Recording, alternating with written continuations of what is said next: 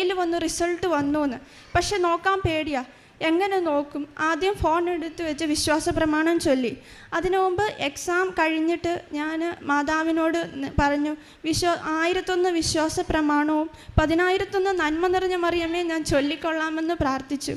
അങ്ങനെ 800 വിശ്വാസ പ്രമാണം ചൊല്ലിക്കഴിഞ്ഞപ്പോഴാണ് എൻ്റെ റിസൾട്ട് വന്നത്.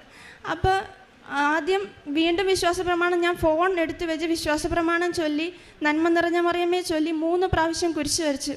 എന്നിട്ട് ഞാൻ റിസൾട്ട് നോക്കി. ആദ്യ റിസൾട്ട് നോക്കിയപ്പം ഡേറ്റ് ഓഫ് ബർത്ത് നമ്മൾ ഡേറ്റ് ഇട്ട് പോയിൻ്റ് ഇട്ടിട്ട് വേണം, അങ്ങനെയാണ് റിസൾട്ട് നോക്കട്ടെ. പക്ഷേ ഞാൻ ഹാഷ് ഇട്ടിട്ടാണ് എഴുതിയത്. അപ്പോഴും എററായിട്ട് കാണിച്ചു. വീണ്ടും എൻ്റെ കയ്യും കാലും വിറയ്ക്കാൻ തുടങ്ങി. വീണ്ടും ഞാൻ വിശ്വാസ പ്രമാണം ചൊല്ലി. വീണ്ടും ഞാൻ അത് ഫുള്ളായിട്ട് ചെയ്തു. സ്ക്രോൾ ചെയ്തപ്പം എൻ്റെ പേരൊന്നും ഞാൻ നോക്കുന്നില്ല. ആദ്യം കണ്ടു 70, പിന്നെ 80. രണ്ടും പാസ്സായെന്ന് കണ്ട് അവിടെ നിന്ന് തന്നെ മുട്ടുകുത്തി നിന്ന് ഞാൻ പ്രാർത്ഥിച്ചു.